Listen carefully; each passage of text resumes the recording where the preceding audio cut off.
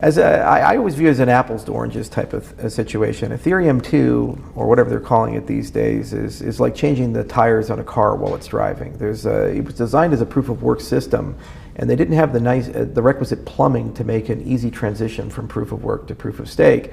And there's a lot of things in that infrastructure that have to work very well. It's a multi-client environment, so the clients have to work together. There's tons of exchanges that support it and have to upgrade.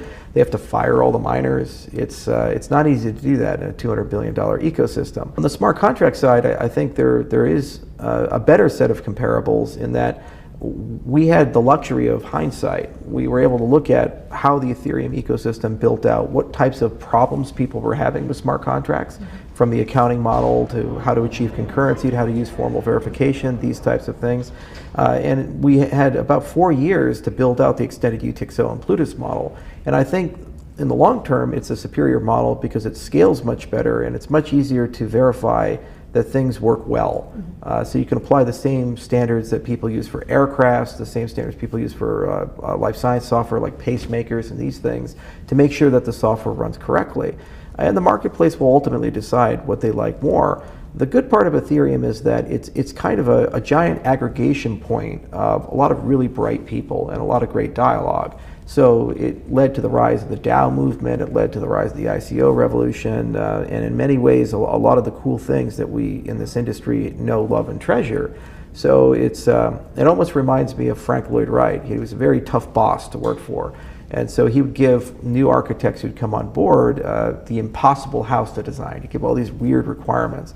And they would spend weeks and weeks and weeks writing up the blueprints, and eventually they'd show them proudly and say, "We figured it out." And then he'd look at it and say, "Oh, that looks great." And then he'd burn them right in front of them. And then they're like, "Oh my God, I've worked weeks on this." And he says, "Well, now that we know it can be done, let's decide how we want to do it." And that's really the difference between Ethereum and Cardano. Ethereum is the first set of blueprints, it's a second generation, and it really has given the entire industry a great set of business and design requirements, and we've had the luxury to be able to stand on those shoulders and build better. And Ethereum itself is trying to stand on its own shoulders and build better, and we wish him well.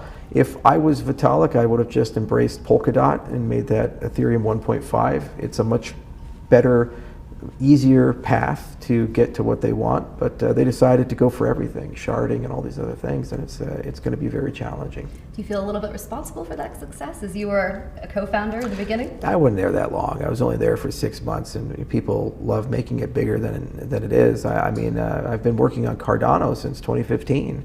And we've written 140 papers, 1 million lines of code. We have 3.5 million people in the community. Been to 72 countries in the last 7 years. And so that is what I hope defines me in the time that I've spent, not the rivalries of the past or brief stints here and there. Regulation through enforcement is the worst possible thing to do. You have this monster of the week scenario of, well, who are they going after next? And there's material facts and circumstances aren't too different between a lot of these projects. What needs to happen is the legislative branch needs to step up and lead. They need to pass a law, and they need comprehensive crypto reform, and we need to focus on basic definitions. So we need to look at things like, what is the definition of decentralization? Everybody says they're decentralized, but there's 10,000 projects, and everybody's a little different in terms of who's in charge and how things work. We need a consumer protection bill of rights, a crypto user's bill of rights, to define what rights you have, what rights that you don't have if you use a cryptocurrency, these types of things. And I think that helps create the clarity that we need to move forward. I mean, you can't have a situation where if a political administration changes, the entire regulatory regime changes. That's why countries in the developing world never get direct foreign investment. Because people are always worried, well, if the guy at the top goes crazy or gets replaced, every contract we have, every deal we have, every understanding we have commercially ends. I mean, look at Venezuela, pre-Chavez, post-Chavez. Pre-Chavez, a super wealthy nation, great place to be an oil producer. Post nationalizes the whole business. So one person can make a dramatic difference if you rule by executive fiat or you regulate through occasional enforcement here and there, either aggressively or in a laissez-faire way. So the industry needs to change. Now, do I worry? No, not really. I mean, Cardano is a completely decentralized ecosystem. There's, as I mentioned, over 3 million people. There's 15 plus firms that work on core development. It's on the basis of peer-reviewed research, which is intrinsically decentralized.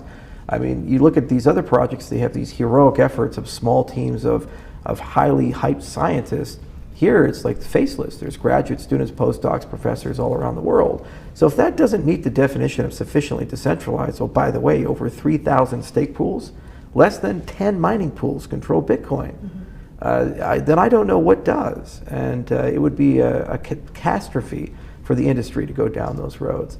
But it's any given Sunday right now. This is a difficult regime to deal with, and we're just working our way through it as an industry. Hopefully, though, the better angels of our nature will prevail, and we have things like the Financial Innovation Act, HR 7614, and also the Biden executive order does seem to be a bit more reasonable about things. And so I think they're going to kind of collide together, and in 2023 it's very likely we'll see some reform that will add clarity that we need in the industry. It could fall considerably and cut in half, but long term I think the prospects are quite good. But you have to understand the relationship between the bears and the bulls.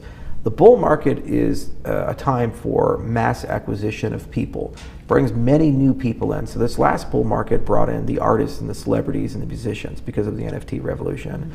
And there was just this humongous wave of adoption and enthusiasm that I've never seen before. And some of it was quite positive, and some of it was a little strange. Like it's like the past is the future again. So you have Moses come down with the tablets, and he sees the golden bull.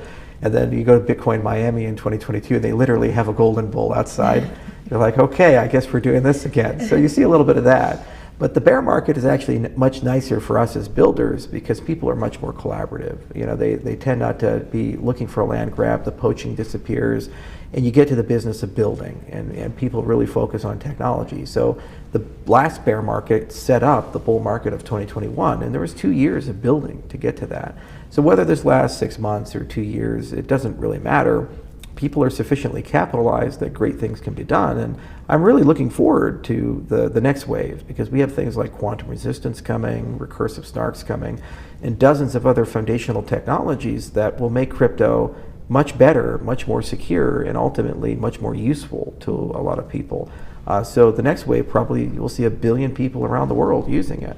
So this is really our opportunity to put our nose to the grindstone, collaborate, work as an industry, and hopefully get a lot of housekeeping done from standards and interoperability. We kind of need our Wi-Fi moment, our Bluetooth moment to get everything to work together, and also legislatively to get laws passed that help solidify the industry and standardize and protect people for the next bull run that comes, whenever that is. That's it for today, guys. If you found this video useful, then don't forget to like the video and share this knowledge with your friends and family. And don't forget to check out the full video, link is in the description. Thank you.